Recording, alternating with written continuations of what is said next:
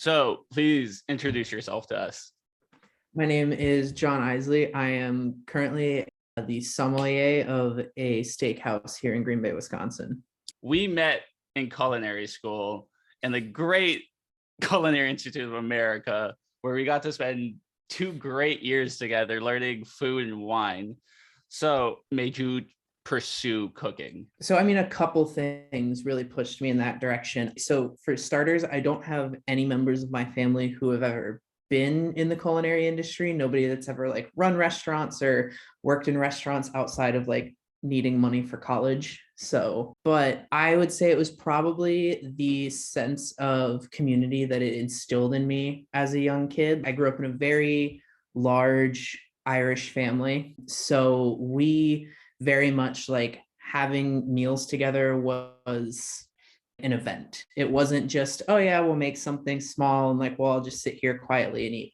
It was, a whole day's worth of cooking and, the adults drinking and everybody just kind of hanging out with each other and spending precious moments with each other that became memories. And for me, like that was something that I wanted to encapsulate in what I did with my life. Very much like watching my grandmothers cook these sometimes intricate, sometimes very simple meals, and like just absolutely falling in love with being able to do that for my whole life, be able to share my abilities with people, be able to give people memories that they will have for the rest of their lives, and hopefully create an experience for people that they'll always think about.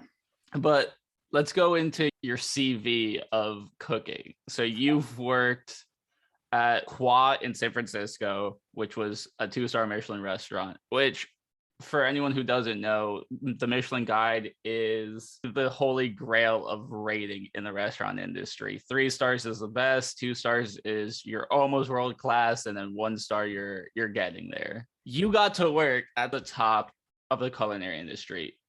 What made you leap? I left the kind of top of that for a couple reasons. The main one being the toxicity that I ran into constantly. Like, don't get me wrong, it's not like every single Michelin starred restaurant is going to be a toxic work environment, but most of them are. What examples of toxicity can you describe or put out to the world so that we know? So I guess the one story I constantly tell people, the last starred restaurant that I like officially worked at was a now defunct 2 Michelin star in Chicago called Acadia. If you want to know the full background of that, the Chicago Tribune has, I think, 3 articles about the downfall of Acadia that was put on by a group on Instagram called the 86 List. So what happened? Busy Saturday night service, and like busy for the restaurant was probably about 100 people because our entry level tasting menu was 6 courses. Beyond that was at 12, and then we had a 24.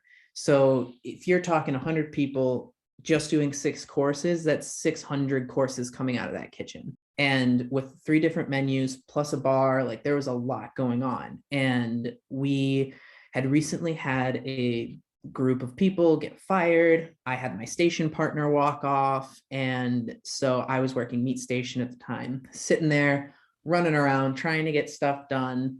And we had these little plate wipes, and they were like little rolled up microfiber towels. We'd like wipe them, and we had a little ninth pan on the corner of the station that they were stored in because the chef didn't want anything out. So as I'm running around, I plate up a grouping of 5. I send it out. I turn around to go flip meat, and I still have the plate wipe in my hand. So I toss it behind my back, and I thought it had gone into the ninth pan. So I just start working. All of a sudden, said metal ninth pan smacks me in the back of the head. I turn around, and the sous chef standing there looking at me. He's like, "Don't miss again." And I was just like, and I looked over at the chef, and I like kind of like, "Are you gonna do something about that?" And he just walked away, and I was like, "All right, cool, great, love that." That's the crazy thing about the culinary industry is that still is happening. God, I was working in DC at like this $50 million restaurant. Like it was amazing. There was one night where the owner was like, "Can you send out this dessert?" And I responded to him being like, "Hey, like I'd already sent that dessert out." So I was like, "Hey, like just so I let you know, like I had already sent that out." and he just went ballistic on me. He just started screaming profanity at me. He's like, when I tell you to do something, you do it right now and don't want to hear any feedback. Like, you work for me, period. I was like, okay, yes, chef, went straight back to work. But that really changes you. Like, once you've experienced that, like, you lose all credibility in that person and in that industry, which is even funny because when I left, I've been out of the industry now for, was it 2 years now? And I was looking back at the restaurant and they got hit with like a huge scathing review in, I think it was one of the Washington, D.C. newspapers, talking about racial bias, toxicity. And I'm glad this is coming out, but like, this restaurant is still doing well. And it got like hit with this, and you're just like, how? Like, why is this a thing? I think it has changed a little bit because of the pandemic, slightly, but before then, diners almost saw it as like dinner theater, to see cooks get screamed at and abused and talked down to, or they just didn't care. Like, it was very much like, oh, well, like that happens in the back and I'm sitting in the front. So who gives a shit? This food's really good. And it's just like, well, yeah, it's salted with my tears. And I mean, to your point, like the amount of times that I heard working, whether it was staging or working for these places, it was very much like, I don't need a story. It's just yes or no. And you couldn't just say yes or no. It was yes, chef, no, chef. Like I is very vividly burned in my brain when I first did my externship in San Francisco. Like first day, I want to say it was talking to the chef and I was just like, yeah, no, okay. Like not saying chef after it. And he got in my face and was just like, your only responses in my kitchen are we chef and no chef. Do you understand me? And I was just like, we chef.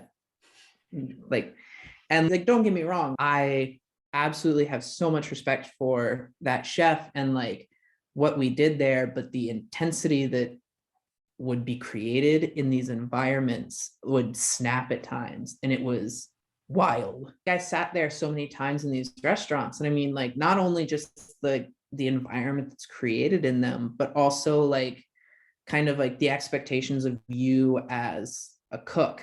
Like it goes beyond being able to take these abuses and like do that, but also the amount of time that you have to commit to these restaurants is insane. When I was working in Chicago, it was very much like you showed up at 10 if you had all your prep done from the night before. If you didn't, you showed up at 8 or 9. We didn't leave until about 2 o'clock in the morning. And even in San Francisco, like we were getting there at 9 and leaving at like 1. Yeah, so you're working 12, 13-hour days. And then you're also getting paid not even minimum wage. Like a lot of the places will trick you into a salaried position. And coming out of culinary school or like being in restaurants where maybe all they paid you is minimum wage and you go, oh, like I'll take $36,000 a year. That sounds nice. And then you start working and you're like, well, I'm working 90 hours a week. So really that 36,000 breaks down into like $6 an hour. And then plus no tip or anything. It's like at that point, like the waiters are making more money than you are. Let's go away from culinary and let's go back into what you're doing now, which is you're a certified sommelier. How did you bridge cooking with your love for wine? So my love for wine started in culinary school. I mean, you very much remember the class we had to take on wine. It was intense, but like I fell in love with wine during that class and kind of like, I feel like at times wine and food constantly go hand in hand. I mean, when we're first learning about pairing, one of the very basic like things that we hear in the world of food and wine pairing is like what grows together goes together. And like, you know, so that's why goat's cheese and Loire Sauv Blanc work so well together because like it's right there. It's all happening in the same area. So when you look at it, I mean, so much of cooking has to do with wine as well. I mean, like so many dishes in at least very classic French cuisine have some component of wine. And even talking about more contemporary Italian cuisine and even some traditional Italian cuisine, you still have a presence of wine in that food. And so you can very easily bridge those things together and you drink what you cook with. Or you drink something similar to what you cook with. So one of my questions that I love asking my guests is, if they had the opportunity to interview someone, who would it be? An opportunity to interview someone. I'd interview Sean Brock, to be honest. I have always, like, since I was like a very young cook at like 14, working in restaurants, I've like looked up to him because we come from very similar areas of the country. And I've always seen his kind of food as this like antithesis of what, like, what's considered like low country, like Southern food can be. And for me, that's been one of the most exciting things to watch in the industry. Like, aside from Chef Brock and like the countless numbers of other chefs doing it, is like bringing these foods that have been seen as like low class into a higher light. Well, John, it's been a pleasure. I love being able to reconnect with people that I haven't talked to in a while through this podcast. And I think this is very interesting. Hopefully, a lot of people who are going to culinary or are in the industry listen to this and start seeing that change needs to happen. And we hope that this will start a revolution. Definitely, definitely. Change needs to happen. Well, thank you so much for coming on. It's been a pleasure. Yeah, thanks for having me.